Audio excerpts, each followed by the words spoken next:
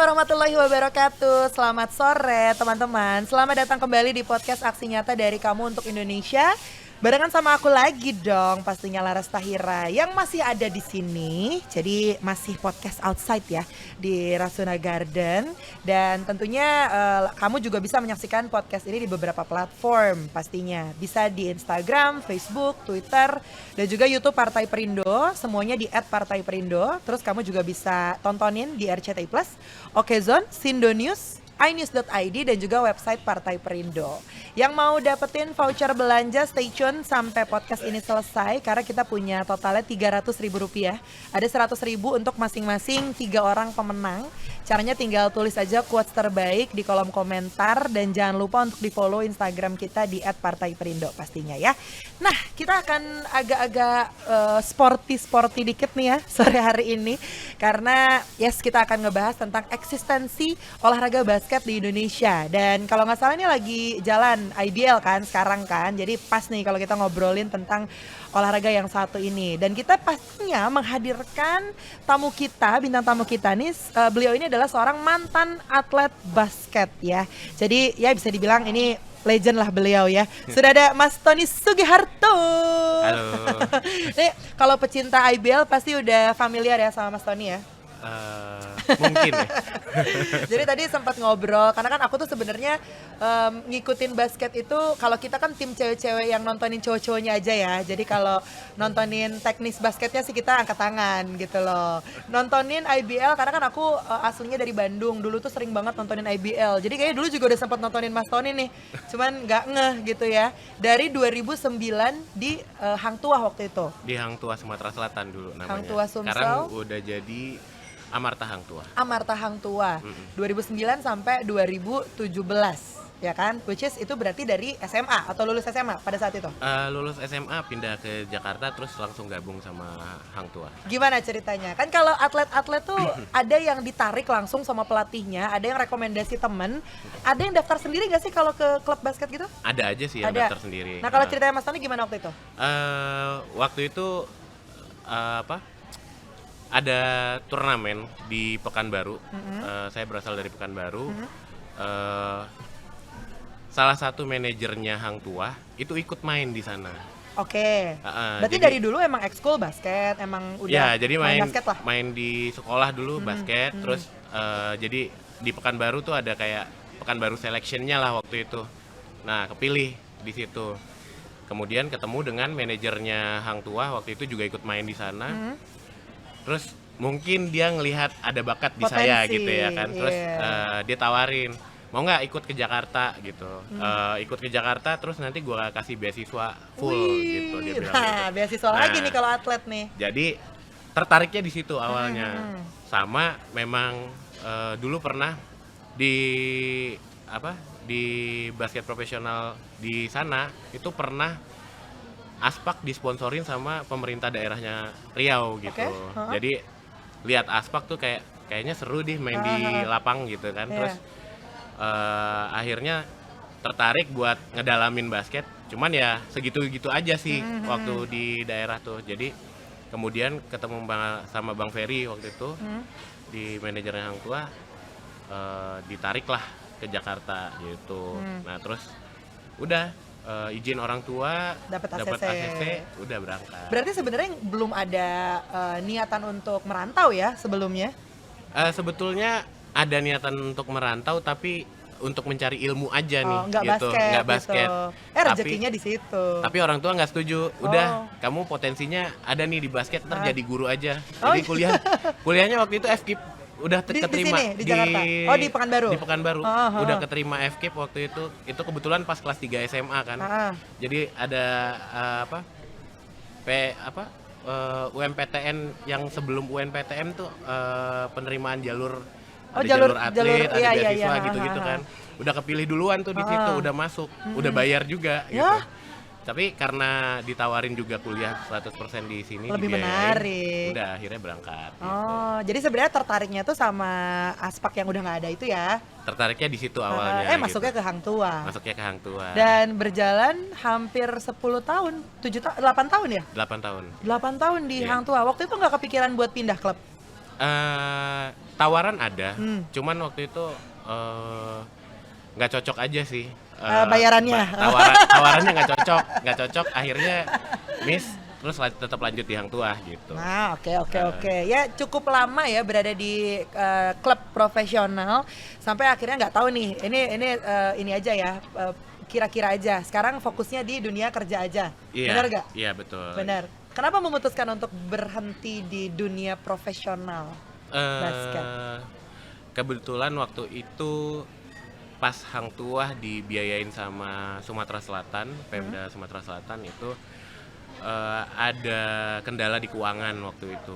Jadi sempat mandek beberapa bulan pembayaran, terus tawaran dari tim lain juga belum ada yang masuk. Terus mikirin umur juga sih waktu itu. Umur udah mulai di umur 27-an waktu itu kan, terus kayak ini kayaknya kalau terus dilanjutin gini-gini aja nih gitu. Terus kalau misalnya nanti once udah pengen kerja, baru nyari kerja, telat. Mungkin di umur 30 baru cari kerja gitu. Kayaknya telat, bakalan susah buat dapetin pekerjaan gitu. Karena perkantoran pasti mikirnya fresh graduate nggak punya pengalaman tapi umurnya udah segitu gitu. Jadi kayak mungkin akan susah buat masuk, jadi mikirnya ya udahlah gitu. Lebih mikir panjang lah gitu ya. Tapi kan sebenarnya juga berprofesi sebagai atlet juga sebenarnya ada masa depannya sebetulnya ya. Benar. Tapi memang banget. balik lagi ke pilihan kita masing-masing gitu loh. Tapi yang pasti udah menjadi seorang mantan atlet basket gitu ya, masih ngikutin perkembangan basket sekarang ya Mas Tani ya? Masih banget. Masih gimana yang sekarang nih? Kalau menurut saya sih sekarang tuh jauh lebih baik dibanding zamannya saya ya. Apanya nih? Dari segala aspek. Dari salary, dari penunjang latihan, pertandingan gitu. Semua tim udah mulai udah lebih siap dibanding dulu lah. Sekarang medisnya juga lengkap. Kalau dulu kan kita kalau ada cedera nyari dulu nih mau kemana fisioterapinya. Nah sekarang tiap tim udah punya fisioterapi masing-masing gitu. Itu nilai plus juga sih. Terutama juga di salary sih, buat pemain-pemain baru juga lebih dihargai sekarang dibanding dulu. Iya. Dan memang udah banyak perhatian dari berbagai pihak juga ya kalau aku lihat sekarang gitu. Jadi oke banget lah gitu untuk kehidupan para atlet-atlet basket sekarang gitu. Dan sekarang juga kan betul ya masih lagi jalan ya IBL ya? Lagi jalan benar. Sabtu besok itu di Surabaya. Lagi seri Surabaya gitu. Dulu kita ini flashback nih, zaman-zaman dulu IBL atau kejuaraan apapun itu yang pernah Mas Tony ikutin. Kalau ngomongin persiapan, kan kalau aku ngobrol sama sempat sama beberapa teman-teman atlet basket yang lagi ngejalanin IBL, itu mereka benar-benar yang kayak setiap hari latihan, pagi sore, udah kayak Padang, ya kan? Terus habis gitu weekendnya tetap latihan. Apa nggak bosen? Dulu gimana?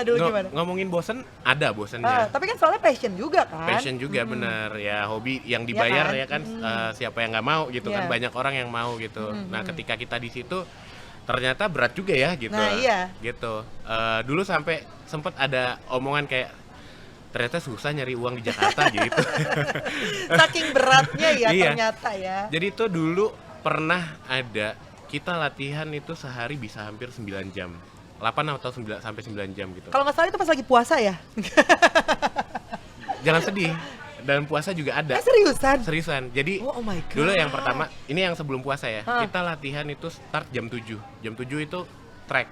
Track itu kayak lari gitu ke lapangan bola. Jakarta gitu. Bandung ya larinya ya. kayak jamu dong. Oh, jamu ya, ada ya. Nggak tahu lagi. terus lari. Iya, terus lari beres jam 8. Jam 8 itu kita pindah ke court, ke lapangan itu buat latih teknik. Di situ sampai 4 jam. Jadi jam 8 sampai jam 12. Jam 8 sampai jam 12 kita istirahat sejam. Jam 2 kita berangkat lagi untuk fitness. Jam 2 sampai jam 3 fitness. Jadi itu istirahat sebentar banget, jam 2 sampai jam 3 fitness. Beres fitness jam 3 kita langsung lapangan lagi jam 3 sampai jam 5. Shooting. Itu lebih ke drill, tapi kalau yang pagi tadi lebih ke individual skill, yang sore itu lebih ke tim gitu. Fisik lah ya, pagi-pagi fisik ya. Iya, kayak gitu. Jadi itu lumayan berat Itu tiap sih. hari. Itu tiap hari Senin sampai Jumat kayak begitu. Berarti ini persiapan kejuaraan nih. Iya, jadi itu kalau di tim-tim IBL itu coachnya udah punya ininya tuh, schedule-nya tuh. Dia kapan harus kasih latihan yang porsinya berat, kapan yang ringan kayak gitu. Jadi setiap tim pasti udah punya. Apalagi kalau misalnya kayak persiapan untuk pertandingan nih, kayak sekarang nih seri. Itu pasti 6 bulan atau 7 bulan sebelum start date di awal pertandingan itu Udah latihan ya? Itu udah mulai latihan ya. Awal-awal tuh mungkin kembaliin fisik, pembentukan otot kayak gitu-gitu. Nah, lama-lama ada high intensity terus turun lagi kayak gitu sih. Jadi pelatih-pelatih itu udah tahu kapan peaknya naik, kapan turun gitu udah tahu. Iya, karena dia juga ngalamin biasanya betul. gitu ya. Gitu. Nah, ini dengan latihan yang super padat ya teman-teman ya. Terus juga kayaknya nggak ada kegiatan lain selain latihan gitu kan. Weekend betul. pun mungkin ya adalah latihan-latihan. Ada, biasanya kita di Sabtu itu kayak ada track atau mungkin kalau misalnya udah deket banget sama pertandingan bisa ke lapangan juga gitu. Latihan juga. Pokoknya latihan. Kan pasti ada yang namanya mood itu naik dan turun gitu ya. Iya, Dan betul. belum tentu juga ketika lo ada di lapangan moodnya tuh selalu baik.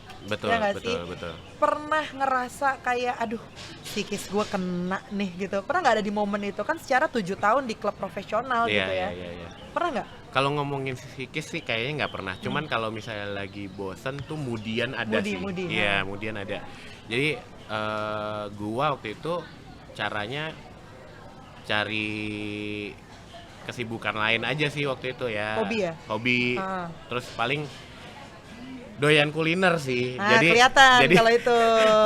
jadi ya kalau misalnya lagi bete tuh cari makan enak aja udah. Buat reward tubuh gitu, kasih reward lah gitu karena udah capek ngeluarin kalori banyak gitu. Ya, tapi sejauh yang Laras emang pernah ngobrol-ngobrol sama cowok ya, nggak cuman atlet doang gitu, siapapun itu mengatasi kebosanan itu adalah dengan melakukan hobi. Soalnya kalau cewek kan agak ribet ya Mas Tani ya. Iya. Kalau cewek tuh harus ini harus itu, kalau cowok ya udah jalanin hobi aja, bisa agak terlupakan dikit lah gitu. Nah, terus tadi kan kalau menurut Mas Tony ini sekarang life of basketball athlete udah mulai udah mulai getting better lah ya sekarang. Dibanding dulu gitu, perbandingannya kan sama zaman waktu Mas Tony jadi atlet waktu itu gitu. Udah banyak yang ngelirik dan segala macam. Terus kalau dibandingin sama negara-negara lain, memang basket ini kurang gimana gitu kalau di Indonesia gitu kan. Yang setahu aku yang nggak terjun di dunia basket juga ngelihatnya seperti itu gitu. Karena kita tahu sendiri memang di Indonesia ini juga apa sih olahraga-olahraga yang di highlight banget gitu. Kalau basket nih kayaknya emang nggak di highlight itu. Sampai sekarang masih kayak gitu nggak menurut Mas Tony nih, atau udah ada perkembangan lah? Menurut saya sih kalau sekarang udah mulai berkembang banget sih. Apalagi tahun ini kita ada FIBA World Cup kan. Tuan rumahnya di kita. Terus sampai Pak Erik tuh bener-bener kayak pengen kita siap sebagai tuan rumah sampai ngebangun stadion baru tuh di depan TVRI. Oh ya? Enggak. Nah itu walaupun dia ngomongnya stadion serbaguna, tapi pertama kali dipergunakan untuk World Cup nanti. Itu gitu. yang kemarin dipakai IBL ya? Tahun lalu? Belum jadi. Oh bukan yang di situ, ada lagi ya? GBK kan? GBK, tapi posisinya persis di seberangnya TVRI, pintu masuknya TVRI. Oke. Nggak tahu lagi, ada ya? Ada, di deretannya dulu lapangan Hanggar, tahu nggak? Kurang. Pokoknya depan TVRI persis. ada bangunan gede baru, nah itu dia. Oh itu belum dipakai tuh sekarang? Belum jadi juga. Belum jadi, oke. Paling baru 70-80% pembangunannya gitu. Nah itu sih menurut saya balik lagi benar-benar sudah udah di highlight gitu untuk basket akan berkembang lebih baik sih ke depannya. Yes. Tapi itu salah satu langkah yang bagus juga ya, karena kan memang kalau ya balik lagi kalau dibandingin sama negara-negara lain, kenapa basketnya kok lebih jauh di highlight di luar negeri daripada di Indonesia? Mungkin courtnya sendiri masih kurang banyak kali ya di Indonesia ya. Jadi ya kalau dulu tuh mungkin orang-orang lihat basket tuh lebih prestis dibanding bola gitu. Iya, padahal mah hitungannya sama-sama aja gitu. Sepatu bola juga kalau dibandingin sama sepatu basket sama-sama mahal. Sama-sama mahal kok, jutaan juga gitu kan. Cuman bedanya sepatu bola lebih banyak yang KW-nya gitu, dan lebih murah harganya gitu. Jadi orang-orang lebih kayak yang penting gampang dicari lah peralatannya gitu. Dibanding masukin anaknya ke basket bayarnya mahal, cari yang murah aja gitu. Yang penting olahraga. Dulu mungkin gitu. Cuman sekarang sih gue ngelihatnya orang-orang tua sekarang itu lebih ngelihat oh basket oke ini buat anak gua gitu. Bener. Dan banyak juga sekarang apalagi terutama di Jakarta tuh ya, tim-tim basket yang buat akademi basket untuk anak-anak Yes, gitu. benar, banyak banget itu. Jadi anak-anak kecil tuh udah mulai bisa ngedribble lah istilahnya gitu Iya, ya. benar. Dulu mah kita belajar dribble zaman SMA baru belajar. Iya bener, di ekskul lagi. Oh. Bisa nyobain tanding basket tuh ya di sekolah antar kelas gitu Ya, kan, atau pas awal-awal kayak gitu. Nah, oke lah kalau gitu sekali ini terakhir buat Mas Tony gitu ya. Harapan untuk dunia basket terutama di tanah air Indonesia ini seperti apa sih dari seorang mantan atlet klub profesional Hang Tuah? Harapannya sih basket bisa lebih berkembang lagi, lebih dilihat lagi, terutama sama pemerintah, biar banyak juga nih prestasi-prestasi yang akan kita buat ke depannya gitu. Karena terakhir contoh SEA Games kita akhirnya mendapatkan emas. Yes. Sebelumnya tuh Belum pernah ya? aspeknya ya udah perak aja gitu. Yeah. Nah sekarang kita udah SEA Games kemarin dapat emas, Yeah. ya mudah-mudahan itu jadi batu loncatan kita buat next dapat medali yang lebih banyak lagi di ajang internasional gitu sih. Motivasi juga ya untuk para atlet-atlet muda, semangat buat kamu para atlet muda yang sekarang lagi berjuang untuk mengharumkan nama Indonesia ya. Dan tentunya ini juga relate dengan Partai Perindo ya, campaign aksi nyata dari kamu untuk Indonesia. Relate sekali dengan movement yang dijalankan Partai Perindo. Produktif, solutif, modern, bersih berintegritas, peduli dan juga turun tangan untuk Indonesia sejahtera. Makanya Partai Perindo ngajakin nih putra-putri terbaik Indonesia untuk mengikuti konvensi rakyat. Ini penjaringan secara daring untuk warga Indonesia yang ingin menjadi bacalek di semua tingkatan pemilihan DPRD Kabupaten Kota, DPR RI, dan juga DPRD Provinsi ya. Kalau mau daftar tinggal klik aja website di www.konvensirakyat.com. Dan kalau kamu ingin join dengan Partai Perindo bisa klik websitenya di www.partaiperindo.com. Jangan lupa juga untuk di-download aplikasi Partai Perindo. Caranya tinggal scan barcode yang ada di layar kaca ini. Oke. Dan buat kamu juga nih teman-teman yang sudah memberikan quotes terbaik terkait dengan tema kita di hari ini yang udah isi di kolom komentar Instagram @partaiperindo, tungguin pengumumannya di minggu depan. Jadi jangan lupa untuk di follow Instagramnya. Oke. Sekali lagi terima kasih banyak Mas Tony. Terima kasih kembali. Udah sharing sama Laras dan juga Sobat Aksi Nyata. Semoga yang kita obrol ini ngasih banyak banget insight buat kamu ya teman-teman ya. Dan terima kasih juga untuk Partai Perindo yang selalu bergerak dengan aksi nyata. Semoga Partai Perindo semakin sukses dan juga maju terus untuk Indonesia sejahtera. Salam aksi nyata dari kamu untuk Indonesia. Laras Haira dan juga Mas Tony, kita pamit dulu. Sampai ketemu di episode selanjutnya. Bye. Marilah seluruh rakyat Indonesia, arahkan pandanganmu ke depan. Raihlah mimpimu bagi nusa bangsa, satukan tekad untuk masa depan. Pantang menyerah, itulah pedomanmu. Hentaskan kemiskinan cita-citamu, rintangan tak menggentarkan dirimu. Indonesia maju, sejahtera tujuanmu, nyalakan api semangat perjuangan. Denungkan gema, nyatakan persatuan.